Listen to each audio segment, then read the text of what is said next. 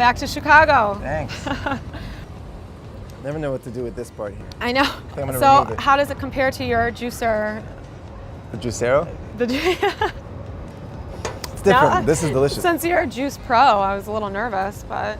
When I travel this much, you know, there's like little things that make your body feel a little bit more balanced. Right. So when you were 15...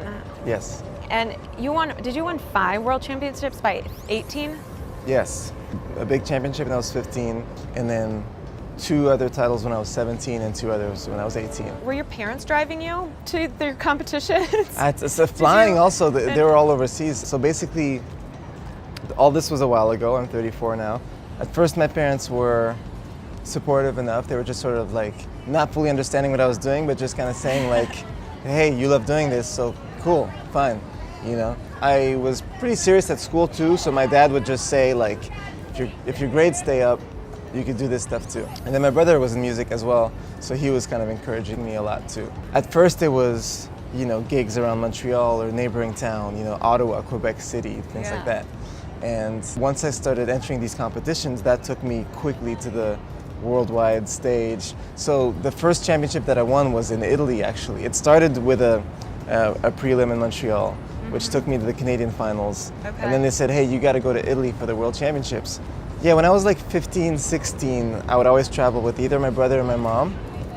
My dad goes to sleep early. He's just like, okay, good luck. Good luck. Yeah, Be you're here. Like sleeping before you even like go on stage. Yeah, exactly. And once I was like 17 or so, I started traveling by myself a bit more.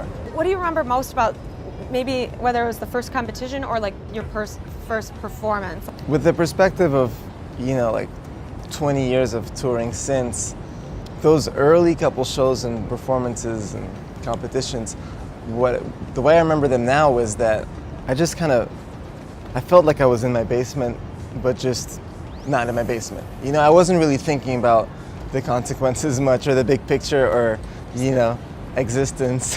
Yeah. You know, there's things that come with like the more years you put into it and the more you put on the line, because even once I was competing for like 3-4 years, if I would enter a competition, if I lost, I would be the world champion from the year before that lost. The first year I went up there, I was just like, this is fun, I won! You know, and then after a while it became more like, you know, you put things on the line, and then over the years I had, I think, even more of a worldview. But yeah, those first couple shows I was just like, where do I go? Here, okay, yeah. I'm just having fun. Yeah. Not that you're not having fun now, but it seems like it's like you're just totally in the moment. It was a little more innocent. Oh. I'm definitely still having fun, but... Yeah. Did you ever in your wildest dreams think like you'd be here today, like with all your different hats that you're wearing and projects and producing and your record label? I mean, it took a while to even be able to think that far ahead.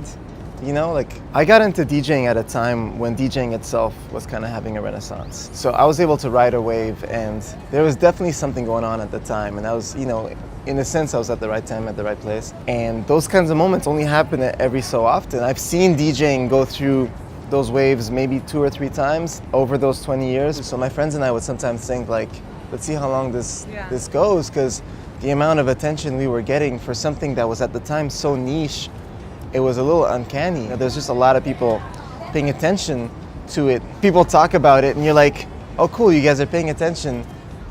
I don't know if you'll still want to talk about it in 5 years. So at that time I remember thinking, I'm gonna stay in school, I'm gonna do this for a few years, hopefully it works out. Hopefully I can have, you know, get my name established in a way that I can keep doing it for a while.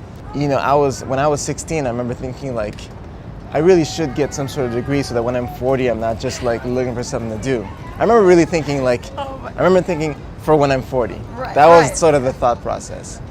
And then, you know, there was a point when once I finished high school and I still wanted to go to college. I took a sabbatical before going to college, but I remember thinking like, all right, let me take this 1 year to go at it full time and see how that goes. And then I went to college and met Kanye right after that, like while I was still in college. So that kind of threw like a new jetpack in my life, because that put me on much bigger stages, you know, because with Ye, it's like, by the way, tomorrow we're at the Grammys. Like, okay, cool, what? You know, like there's just the performance, the visibility got so much bigger. How old were you when that happened then? I started working with Kanye when I was 22. Okay. It's right when his first album came out, 2004. Did it really go down in London? Like, was Yeah. Just like he in saw the right place at the right time again, Yeah. and you were ready? Yeah, I talked myself into being at this one record shop where I heard he might be. You know, so I made sure that I was going to be there and do a little showcase so he would see me. So it wasn't like literally like open the door like, hey, Kanye West. Like I knew that something could happen, but still, the fact that we were in London at the same time that's the coincidental part. Did it surprise you when it actually like came to be? Surprise makes it seem a bit more innocent than it was. I knew what I was trying to get, but I was just like, oh man, it's happening. It's that kind of feeling, oh man, it's happening. And this was also around the same time when social media started becoming a thing, because those were the MySpace days. Oh yeah. You know, and MySpace was the first time that you had to present yourself in a certain way. So I'd been DJing for, maybe 8 years at that point, and I already had all these accolades, world championships, and a good reputation in my scene, which albeit was a bit of an underground scene, but in my world people knew me, Right.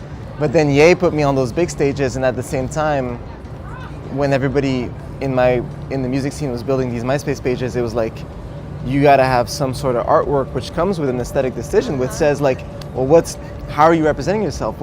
Is your logo gonna be reminiscent of this or of that? Like, what's your references? Where do you stand in the scope of aesthetics, That's the first time a lot of us had to think about that. That's so interesting. So and suddenly... did that part come easy to you? Yeah, I loved it.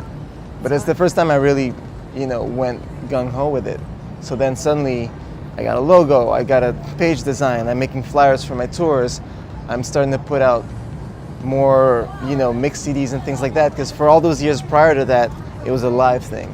It was a live experience. You come see A-Trak live, I'm gonna scratch. And then like, there was videotapes of some of those championships that I won, but aside from that, it was kind of ethereal. What's the biggest difference between like who people see maybe like on stage and then like, hang out with friends and family? In day-to-day life, I'm just a very chill person. I'm way less of a jump all over the place kind of stage guy. Yeah. That's like to the point where I have friends who like saw me DJ way after us being friends. Do you know what I mean? Like who only knew like the hangout side of me, and then saw me play and would be like, who is that? Right. If you could have a drink with anyone, who would it be? Anthony Bourdain. Oh. Yeah. I'm really interested in people who represent to their fields sort of what I represent to my field. Right. So I love to watch documentaries on athletes who win the Olympics and stuff, because their concentration is like my concentration. What Bourdain's done with the world of, cooking, the chef profession, but also putting out books and demystifying certain things, but also traveling as much as he does. That's something I can relate to in a sense, or I can aspire to, I guess. Well, thank you so much for coming over here. You're at Hey, club. if you need me to be somewhere, just say there's juice and I'll show up.